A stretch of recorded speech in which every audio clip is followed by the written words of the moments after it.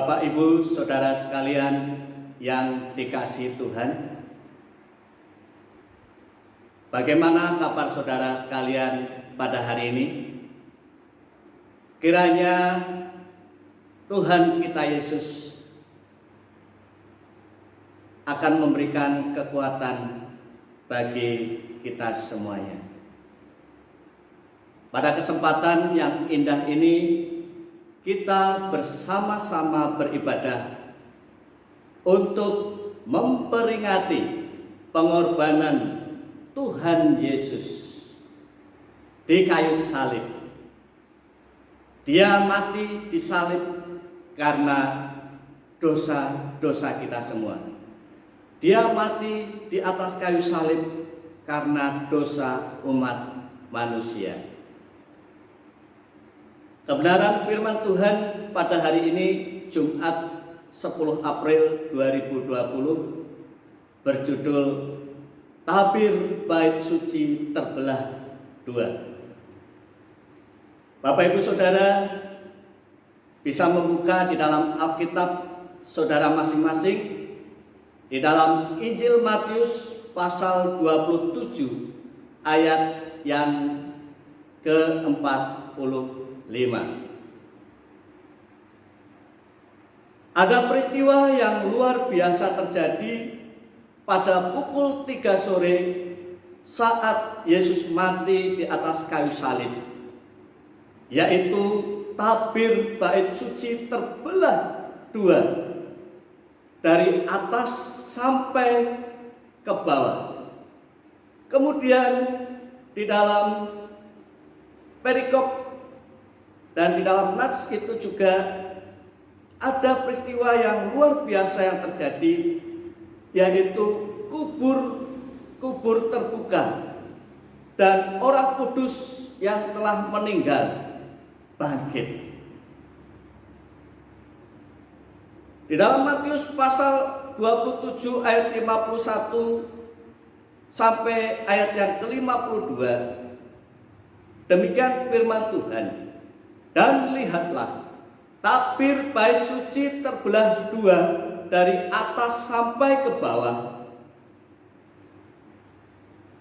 Dan terjadilah gempa bumi, dan bukit-bukit batu terbelah, dan kuburan terbuka, dan banyak orang kudus yang telah meninggal bangkit. Saudaraku sekalian yang dikasihi oleh Tuhan, di saat Yesus mati di atas kayu salib pada pukul 3 sore, terjadilah peristiwa yang luar biasa, yaitu tabir bait suci terbelah menjadi dua. Apa makna di balik peristiwa tersebut, yaitu bait suci terbelah menjadi dua? Yang pertama, makna yang pertama adalah bahwasanya tabir bait suci terbelah menjadi dua itu merobohkan tembok pemisah. Perlu kita ketahui bersama bahwa bait suci itu dibangun oleh Salomo untuk menggantikan kemah suci yang dibangun oleh Musa. Selama beberapa abad, bait suci atau bait Allah menjadi pusat peribadatan bagi bangsa Yahudi dan mempunyai fungsi utama untuk mempersembahkan korban bakaran. Di bait suci ada ruangan yang dipisahkan oleh tabir, yaitu ruang kudus dan ruang maha kudus. Dan yang bisa masuk ke dalam ruang maha kudus hanya imam besar saja. Di saat Yesus mati itulah bait suci terbelah menjadi dua.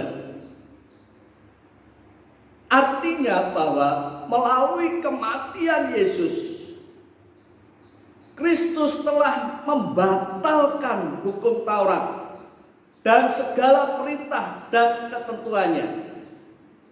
Kita bisa melihat di dalam Efesus pasal yang kedua ayat yang ke-15. Demikian firman Tuhan, sebab dengan matinya sebagai manusia, ia telah membatalkan hukum Taurat dengan segala perintah dan ketentuannya untuk menciptakan keduanya menjadi satu, manusia baru di dalam dirinya, dan dengan itu mengadakan damai sejahtera. Yang kedua, makna bait suci terbelah menjadi dua adalah memberi akses langsung untuk datang kepada Tuhan. Dalam hal ini ketika Yesus mati di atas kayu salib, kemudian peristiwa tabir bait suci terbelah menjadi dua, bahwasanya Yesus memberikan akses langsung bagi manusia untuk datang kepada Allah. Di dalam firman Tuhan, di dalam surat Roma pasal yang kelima ayat yang kedua, oleh Dia kita juga beroleh jalan masuk oleh iman kepada kasih karunia. Di dalam Kristus Yesus, karunia ini kita berdiri dan kita bermegah dalam pengharapan akan menerima kemuliaan Allah. Bapak Ibu Saudara yang dikasihi oleh Tuhan, tabir bait suci terbelah menjadi dua memberi akses langsung kepada semua manusia untuk datang kepada Allah.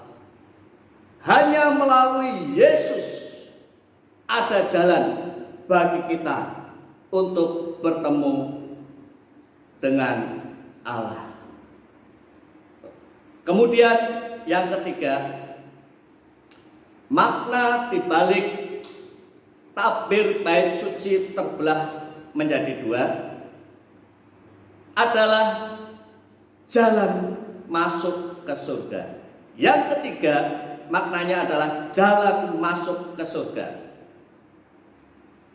Tabir bait suci terbelah menjadi dua memberi makna bahwa Tuhan Yesus tidak ada lagi, bahwa matinya Tuhan Yesus tidak ada lagi penghalang, tidak ada lagi pembatas untuk kita masuk ke surga. Kita tidak perlu lagi merobohkan penghalang untuk masuk ke surga. Kita tidak perlu merobohkan penghalang itu, karena tembok penghalang itu, yaitu bait suci yang tersekat oleh tabir itu, sudah dirobohkan oleh kematian Tuhan Yesus. Di dalam Injil Yohanes pasal 14 ayat yang ke-6, di dalam firman Tuhan ini dijelaskan, Akulah jalan dan kebenaran dan hidup. Tidak ada seorang pun yang datang kepada Bapa kalau tidak melalui aku. Di sini jelas bahwasanya kematian Tuhan Yesus ada peristiwa yang luar biasa. Tabir bait suci terbelah menjadi dua. Ini merupakan jalan masuk bagi saya dan saudara untuk masuk ke dalam kerajaan surga. Bapak Ibu Saudara yang dikasihi oleh Tuhan, bagi orang yang belum percaya kepada Tuhan Yesus, tabir pemisah itu belum robek, belum roboh. Karena apa yang mereka jalani saat ini, dia mengikuti aturan hukum Taurat bahwa untuk menerima keselamatan mereka harus mengadakan korban sembelihan. Kamu harus berbuat baik, dan masih banyak aturan keagamaan yang mereka jalankan. Tetapi saat ini Bapak Ibu Saudara yang dikasihi oleh Tuhan, setelah saudara mendengarkan kebenaran firman Tuhan ini, Yesus datang ke dunia untuk menyerahkan nyawanya menjadi tebusan bagi banyak orang. Ini bisa Bapak Ibu Saudara dibaca di dalam Matius pasal yang ke-20 ayat yang ke-28. Sama seperti Anak Manusia datang bukan untuk dilayani, melainkan untuk melayani dan untuk memberikan nyawanya menjadi tebusan bagi banyak orang.